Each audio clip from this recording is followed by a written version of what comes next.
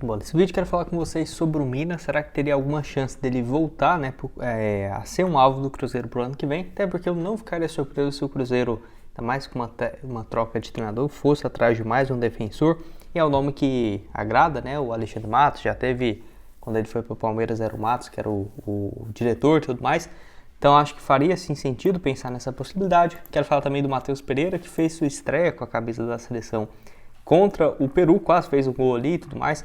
Como que foi, né, esses minutos finais dele ali com a seleção, e possivelmente deve ser convocado para algumas próximas datas FIFA, né? A próxima, inclusive, vai ser em novembro. E o William também, que foi eleito um dos melhores laterais direitos ofensivos, né, do mundo, tirando as top 5 ligas do mundo. E realmente, né, faz sentido, até por conta dos números dele nessa atual temporada. Só antes de começarmos, aproveite aqui para deixar seu like, se inscrever aqui embaixo em nosso canal. Vamos chegar aqui em 45 mil inscritos, que é o nosso próximo objetivo. Falta aqui um pouco menos de 610 inscritos no canal. Então, você está assistindo aqui embaixo, não se inscreveu, deixe seu like, que com certeza nos ajuda bastante. E assistir, né, os últimos vídeos aqui no canal.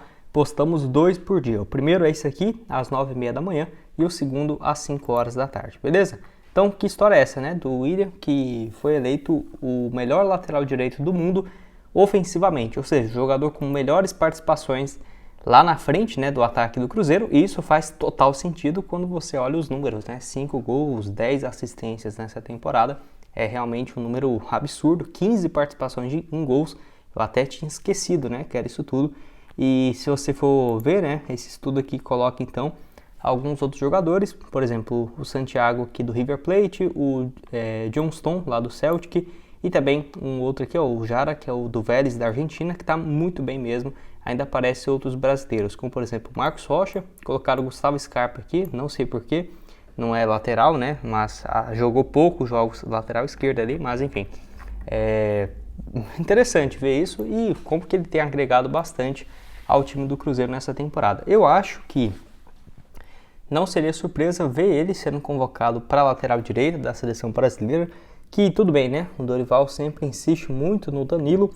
Jogou no último jogo o Wanderson e tem bons laterais, tá? Eu acho que esse mito assim, nosso Brasil não tem bons laterais direitos, é porque estava insistindo no Danilo, porque o Ian Couto tem um potencial absurdo, titular do Borussia Dortmund, tem só 22 anos. O Wanderson também, acho que está com 22, 23, joga no Mônaco, né? Se não estiver enganado, enfim. E aí o William pode ser uma boa também, né? Um jogador mais experiente, que talvez não sinta tanto peso assim, né, quando for jogar. Lembrando que ele já foi convocado, assim como o Matheus Pereira, mas não teve minutos. Enfim, eu acho que pode ser uma surpresa aí na próxima convocação. Quem sabe 2 jogadores diretos, né, do Cruzeiro sendo convocados, o William e o Matheus Pereira, que para falar a verdade nem vive, né, os seus melhores momentos na temporada. Pra você ter ideia, o último gol ou assistência do William mesmo, tem aqui no total 5 jogos, assistência contra o Libertad, e aí o gol contra o Atlético Goianiense, né, mas nos últimos jogos aqui dá pra ver que ele teve uma sequência absurda e o Cruzeiro depende bastante deles quando estiver bem, né? Obviamente vai passar nos pés do Matheus Pereira e até do William como lateral. Se você quiser aqui apostar no próximo jogo do Cruzeiro na Série A, tá aqui, né, para o Cruzeiro vencer então o Bahia em casa, 2,17 a cada real apostado. Então só apostar aqui R$100 para o Cruzeiro vencer o Bahia, voltando 217, excelente cotação. Gustavo, quero começar com o valor mais baixo. Não tem problema, R$25 voltando 54. Lembrando que na Esportiva você pode começar a apostar a partir de R$1 e ainda tem 100% de bônus no seu primeiro depósito, né? Então, depositei 100, vai ter 200, depositei 50, vai ter 100, assim por diante. E já está disponível tanto para o Cruzeiro vencer o Bahia e também o Lanús na Sul-Americana. É só você vir aqui em futebol, vem aqui em clubes internacionais, tá aqui, ó, Taça Sul-Americana, para o Cruzeiro vencer o Lanús, 1,64, tanto a ida quanto a volta já está com as cotações e colocando o Cruzeiro bem favorito. Eu acho que fora de casa vai ser um pouco complicado, mas em casa tá para o Cruzeiro vencer. Então, R$10. Se o Cruzeiro vencer o Bahia e o Lanús, 35,60. Já finalizei aqui minha aposta, beleza? Então o link está sempre aqui embaixo na descrição para vocês da Esportiva. Bora falar então sobre essa história envolvendo o Mina, zagueiro que esteve sim na pauta do Cruzeiro e que não chegou nesse ano, não por conta de questão contratual ou financeira, e sim porque o Cruzeiro entendia que não tinha necessidade de contratar mais um zagueiro, né? E fazia sentido, né? Porque já tinha o Zé Ivaldo, já tinha o João Marcelo sendo titulares, tinha contratado o Vidalba, que vinha jogando, né? Entrando no segundo tempo, foi contratado em janeiro, e em junho já tinha contratado em julho, né, o Jonathan Jesus, então já tinha várias opções para o setor. Acredito eu que pro ano que vem, até mesmo porque chegou um novo técnico e a dupla agora é o Villalba e o Zé Ivaldo, eu não ficaria surpreso se chegasse um outro jogador, até porque o Zé Ivaldo não tem agregado bastante, na minha opinião, caiu um pouco de rendimento. Então, seja o Mina, seja algum outro atleta, tenho certeza que vai voltar à pauta do Cruzeiro, tá? É um pouco mais complicado sair em janeiro, por quê? Porque ele renovou o seu contrato com o Cagliari, lá da Itália, e aí, só para você ter ideia, já tem 6 partidas na atual temporada. O último jogo dele, dia 6 de outubro, contra a Juventus, empate em 1-1. Ele foi titular, né? Jogou os 90 minutos e tal, foi convocado para a seleção colombiana, ficou no banco aqui nos 2 últimos jogos, mas assim, o clube italiano, será que vai abrir mão do jogador no meio da temporada deles, né? Então acho que é mais complicado, a não ser que o Cruzeiro queira fazer uma compensação financeira, que aí seria algo na casa dos 10 a 15 milhões de reais, para um zagueiro de 30 anos, que poderia esperar até junho para assinar e chegar de graça. Eu acho que é mais viável pensar em julho de 2025, né? Mas enfim, pode deixar sua opinião aqui embaixo, se você acha que valeria a pena ou não.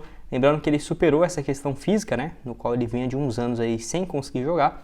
Nos últimos 8 meses se encontrou no futebol italiano, já soma aqui 20 partidas com 2 gols marcados. Pode deixar sua opinião aqui embaixo nos comentários. E para terminar, vamos falar aqui sobre o Matheus Pereira e o jogo dele com a seleção brasileira, né?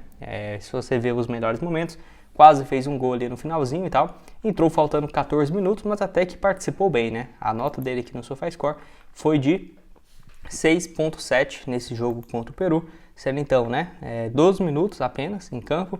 Teve aí essa finalização, 2 passes, né, para criação de jogadas e um passe decisivo também. Deu um bom passe ali na direita. Não sei quem que acabou cruzando, se foi o Savinho, né, que cruzou para o meio e quase que o Andrés Pereira fez gol. Então assim, fez uma participação ok, né, fez um chute a gol, que passou bem perto inclusive, e ainda teve esse passe que gerou um cruzamento e quase saiu o gol. Então assim, poderia ter terminado o jogo com um gol e uma participação direta também, num jogo que foi tranquilo, né, um jogo fácil e tudo mais. É aquela coisa, o Matheus Pereira, querendo ou não, aparece como um dos melhores jogadores tecnicamente da seleção, ainda mais sem o Neymar, sem o Vinícius Júnior, teria ali tecnicamente falando, talvez o Rodrigo, né? Porque o Rafinha, o Savinho são bons, mas no 1 contra 1, mas quem que vai dar um passe decisivo, vai voltar ali para receber no meio de campo e fazer essa criação? Não tem, né? Até o Andrés Pereira, que fazia muito isso, virou mais um cara de marcação do que o Matheus Pereira de meia de criação. Eu acho que só tem ele e o Paquetá realmente no elenco, né?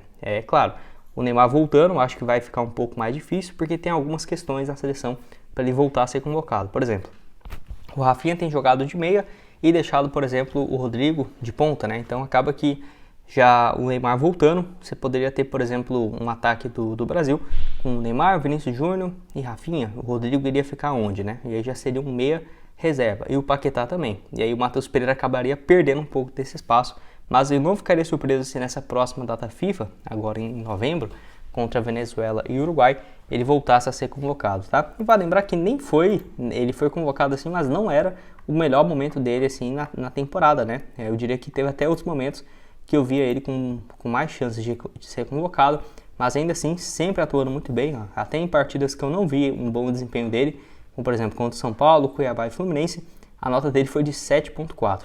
O contra o Internacional foi bem, o Atlético Goianiense também, e aí nota de 7.6 e 8.3. Pode deixar sua opinião aqui embaixo, o que você tem a dizer, se é uma boa opção, se não é. Tô curioso para ver o que você tem a dizer aqui embaixo. Acho que até, deixa eu ver aqui nas minhas apostas, eu tinha procurado aqui ó, deu certo ainda, pro Matheus Pereira marcar, eu tinha colocado, não achei, eu falei vou colocar pro Luiz Henrique marcar, deu certo, apostei R$1 para vocês verem, né, que tem como, R$1 voltou 3.30 pro Luiz Henrique marcar contra o Peru, e foi o que aconteceu. Enfim, vou deixar o link para vocês da Esportiva aqui embaixo, deixa aqui embaixo se o William e o Matheus Pereira merecem ser convocados, estou curioso para saber também, e nos vemos aqui então numa próxima, valeu!